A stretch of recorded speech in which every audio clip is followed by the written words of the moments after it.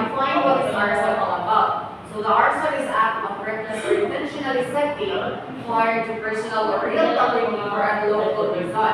It is the malicious burning of personal or real property with fraudulent and criminal intent. So this arson is an act of reckless or intentional setting of fire with your for example, pansin mo bisita tao, kanan siya, imo siyang siya, for example, imo sulod ng property, ang property, or in your satisfactory of your siya.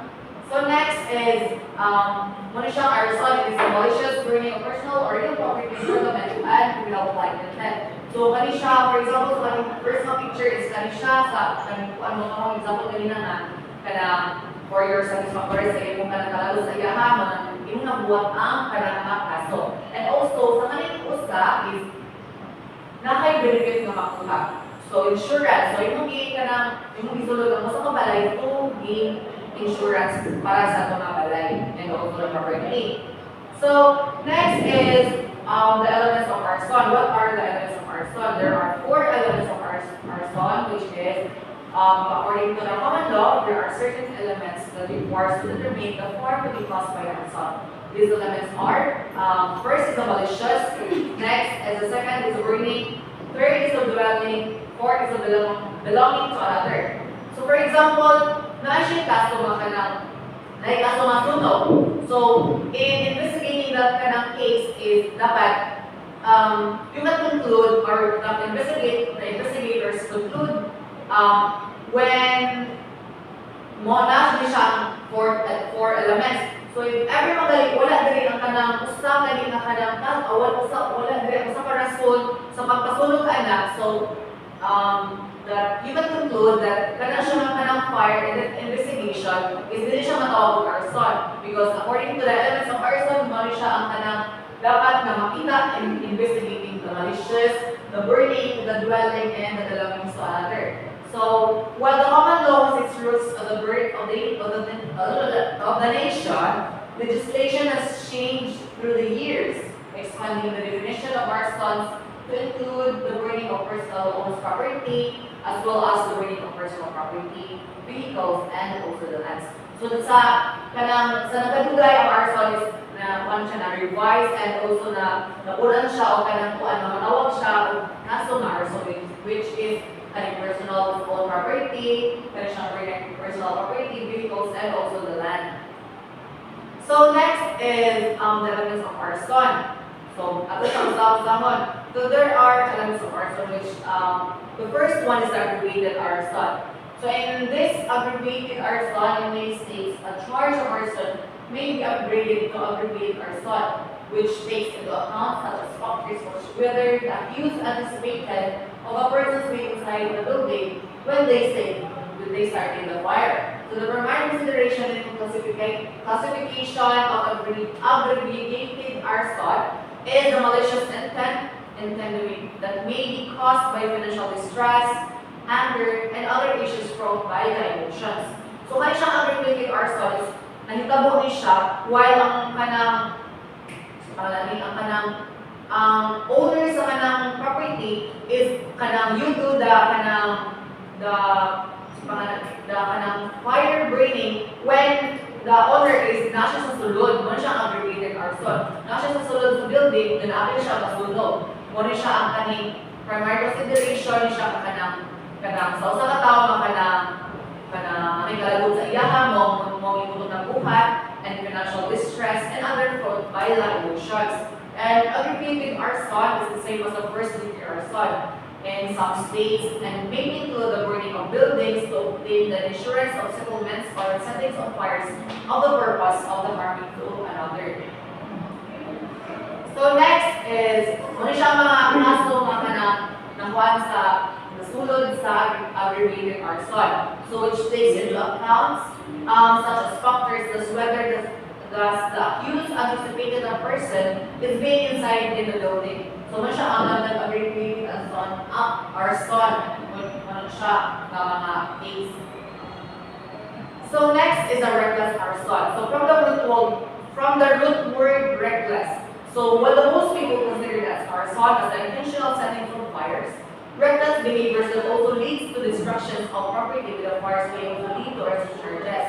So kanang ka ng mga damag diha nga mga kuan, for example, damag kay kaso, that can also lead to arson sa mga kaso. So yes, may mga butang kanang mawali na to reckless vehicle, wala tayo kanang kuan, wala tayo kanang pagkuan galit pagkamot sa kanang kuan sa mga butang-butang. So dapat magkanang importante kita to ang kanang careful jud sa mga gibuhaton para kita ma-arson, kita makuha na. Next is the accidental fire. So under the reckless arson, ako tayo accidental fire, which is not all fires fall under the category of arson. Sometimes fires are started accidentally, even though the person's tired, try to be careful. So, rapat man sa ito, it's because of reckless, or walay really careful. So, siya is not arson, but it is accidental fire. So, lain na ang arson and also the accidental fire. So, ang arson is not siya 4 elements.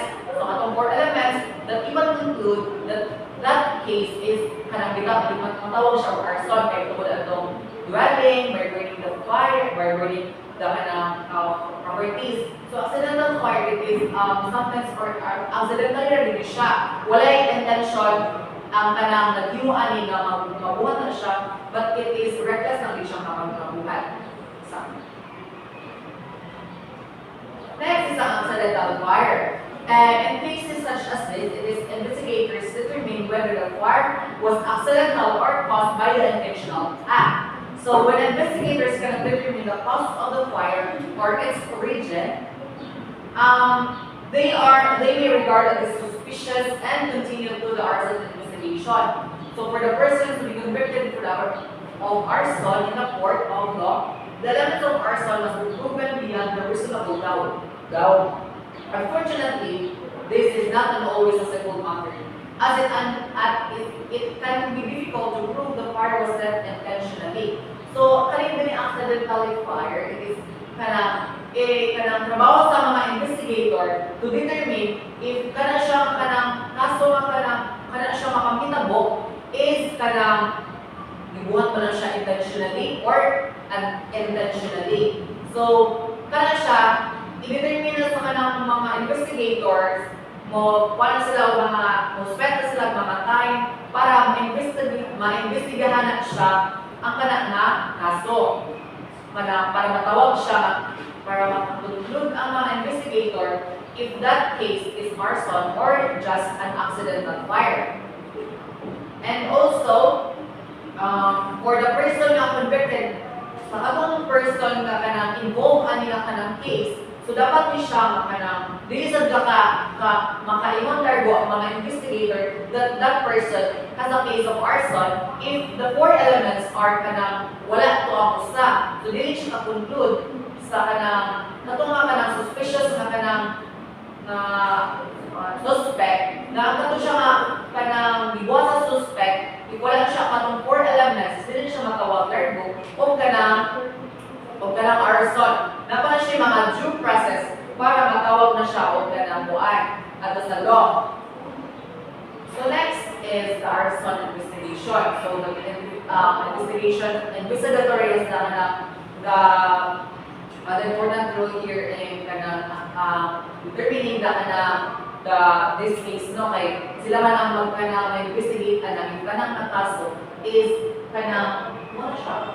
siya ng fire is kanang cause pa na siya intentionally or unintentionally. Okay? I pass.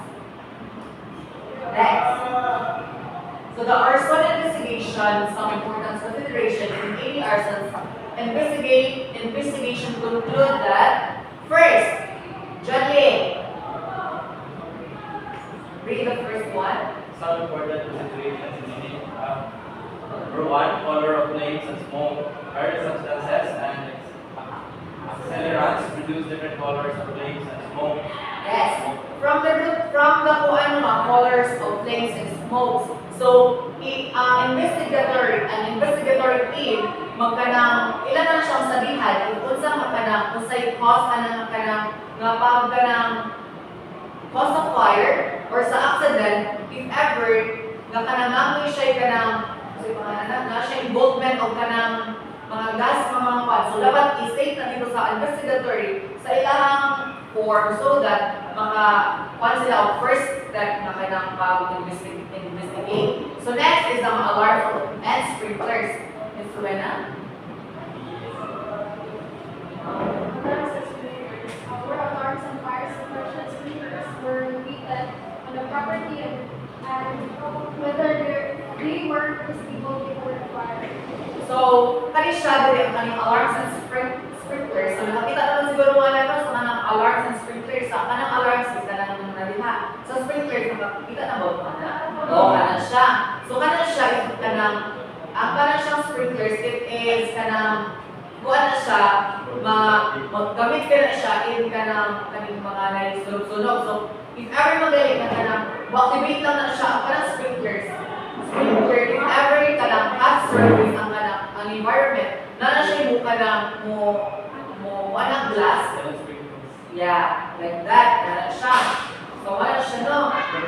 So, dapat sa investigatories, dapat i-appeal sa siya o investigate sa usang ka-investigator if kanang if ang balay ba or kanang building is na siya kanang safety protocols which is na ang alarms and safety na po niya kanang fire extinguisher. That is one also of the consideration of the kanang arson ng kanang cases. So, kanang sprinklers is ilahan na siya kanang investigate if the sprinklers are working, working na siya, nag-work pa na siya, inanak ba? Workable? Wow, functional! That term, thank you, Mr. Janely. Siya, functional ba na siya?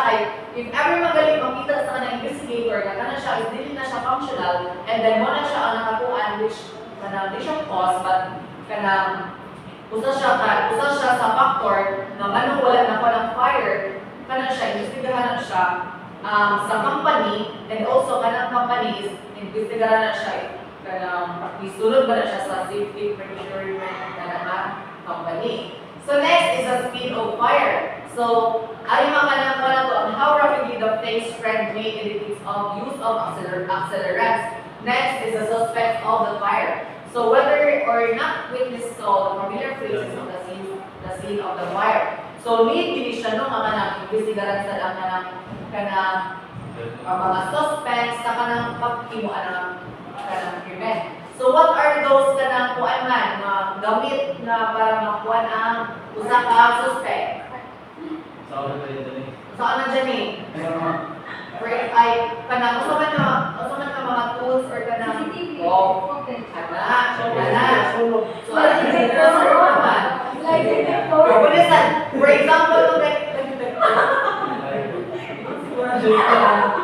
So, for example, magaling na kanang wala na nag-work ang kanang CCTV. So you can also want some witnesses na kanang. So next is our removal of property. So whether vulnerable or sentimental items were removed from the property just prior to the fire being that. So next one is the arson investigation. So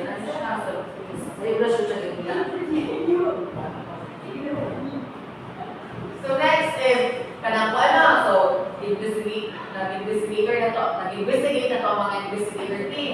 So in punishing the arson, so each state has a specific penal codes that specify the sentence offenders that may cause if they are found guilty of arson. While punishment for arson varies by jurisdiction, the severity of each sentences takes into consideration the amount of damages caused by the fire. So it is ang sentence siya sa kanang suspect is mag-base siya sa amount sa damage na yung na-damage sa pagtika ng case. So whether the fire is set for the intent to commit insurance fraud and whether injuries or death occurred as a result of the crime. So next is the punishment of arson. So for example lang siya ako siya gikuha sa California and ano tayo ka na Congress of Philippines. So according to our Republic Act California States. Hindi ko sure. So the punishment of arson at sa California because California is England and California is kanang rapat din sa lahat na ng kuwan o mga fire extinguisher. Mga fire na lang ba? Mga fire. So, parang diha, for example, no, in California, the sentence handed for an arson conviction includes, so, the arson that caused bodily injury is punishable by imprisonment. So, ang katanong ka ng kuan, nag-commit o ka ng case, and then, ang kanang na-damage ra is kanang mga minor na injuries, mga minor na mga padali. So, mukha ba dito siya sa kanang prisuhan of 4 to 5 or 5, 7 or 9 years. So next is kaning paano siya by kanang by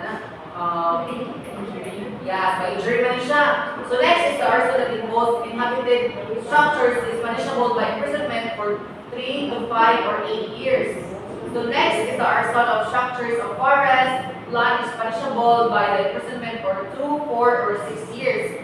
So, ang kani siya mga kanikuan, kani siya diri kuno is mas dako na dyan siya kuan sa kanang years is because dako na kayo kanang property ang nadadamage sa usa ka crime.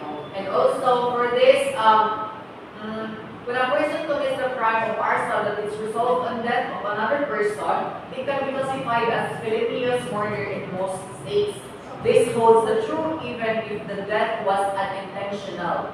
So kanang dito is kanang mapriso na jud ka diri kanang in your life death inanaado lang sa prisuhan is because nakakommit na kaog kanang death in that person sa kanang imong kanang So, even if di na siya unintentional na siya and kanang napamatuuran na you are guilty by doing that arson kuan, sure ba? So, na siya. So next is ang degrees of arson. So each arson has degree. So first degree is katong burning of dwellings. So kaya siya is wala na po siya katong kuan elements which is katong and the second degree is the burning of buildings and other non-dwellings. So the third degree burning of the other property, and the fourth degree is the affecting the burning buildings and properties. So next, first degree is the common degree of arson to the first degree. So any first degree is an act of which person sets fire to an occupied home or building. So next is ang second degree arson, an act which has a person sets fire to an empty or abandoned structures. So nakalaman mo lang na ba tayo ang liyan ng first o sa second?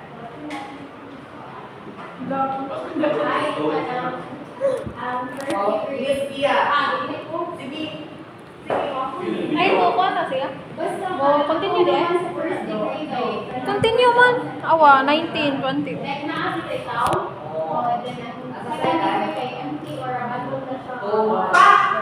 So the first degree mo kay kanan siya is kanang na ang homeowner diha na imong giset on fire. So you set on fire na ang homeowner imong Muna siya mo siya. So ang kalahian ng first of second sa gali ang first is everyone. So the first degree of arson is na homeowner. And then the second degree Abandon. So what are the kinds of abandoned na properties, Matt? Kaya mga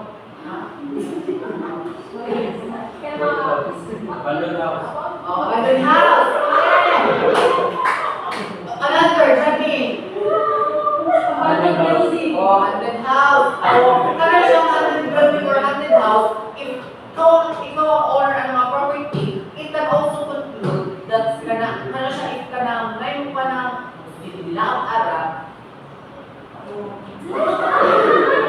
Basta, sa ibang pala nakapangalan ka ng mga property, kana siya is maya siya rin sa second degree or slot. Second degree kay, paano siya sets the fire to an empty or abandoned structure. So the third degree is an act of which is a person sets the fire to an abandoned areas of space such as vacant land or fields. For example, fire! For example, the third degree is what? Mauna nilang abandoned. Three one, ang abandoned structure na structure sa building. So kani siya third degree fire. Fire. Oh, So, kani siya, kung sa inyong first degree, first degree kay homeowner. Ang sa second degree, abandon. abandon. So, kani sa third degree, kani siya, is kanang mga property nga kanang kuan. For example, kanang yuta, mga kayutaan nila. Dennis property. Ha? Hindi ka na nagaganda. Ha? Kaya value ba? Ha?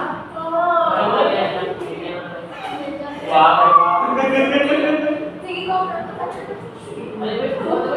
So, ano siya? So, next is, may siya, the law defines a first degree as a person knowingly sets fire to work, causes to be burned, or by the use of any explosive damages or destroys, or cause to be damaged or destroyed, or any buildings or occupied structures for one without consent. So for the road word, without consent. So, So, may kuha na natin. ha? So, may kaso. Kaso, let's go that before. Mabot na tali natin na. Alisa na sa kanang mga kuan, kanang mga time. So, wala na siya no, save na siya. Wala na siya no, definition.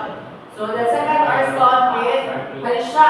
Person knowing sets fire to burn cause, property without any consent or the building or occupied structure. So next is the third arson, which is about constitutionally, the surety property and fraud. So the fourth arson will be include the person knowing a reckless starts or maintains a fire causes an explosion on his own property or of another. And by so doing places another in danger of the death, serious bodily injury or places in a any buildings or occupied structures or another in danger of damage. Oh, dalawa na. So, sa kanina atong ikuan is mo to ang law sa Canada. So, Canada sa? California muna. So, alam mo ba sa atong law which is nagpamutod nila ang Republic Act 5467 on May 12, 1969. Yeah. An act is to amend the Article 321 and 326 of the Act number 3815, other one of our son. So from this, the section 1, that is the section 1 of the article, that is our section 1, article 321, there we define the importance of our son. So it is consists of burning of your properties and under the circumstances given by your and the offender shall be punished. So first is ang by the reclusion temporal or reclusion perpetua. So from the word reclusion temporal and reclusion perpetua, so like what comes in your mind? Buena. Ang reclusion temporal kay 12 years to 20 years na imprisonment. Then ang reclusion perpetua kay life imprisonment or kanang 20 years to 40 years na imprisonment. Ang muna, ang reclusion perpetua.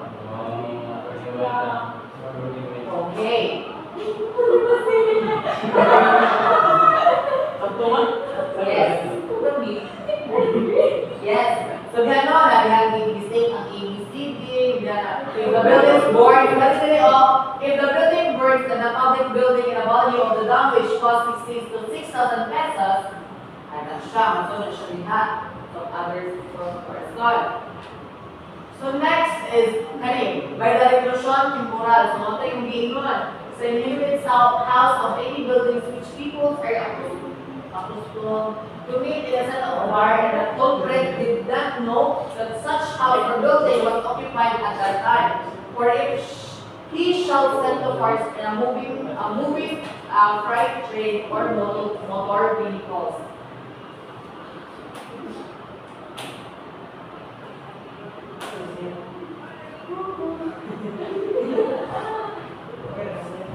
Yes.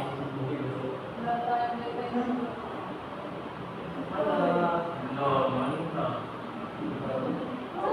So next, muna siya by the prison's correctional to maximum period the prison's may extend the period. So makapan cost exceeds 1,000 pesos.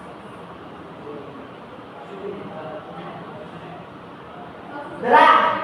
Kani ako under the article 326B, prima facie defense of arson includes if after the fire found materials or substances soaked in gasoline, kerosene, petroleum, or any inflammables or any mechanical, electronic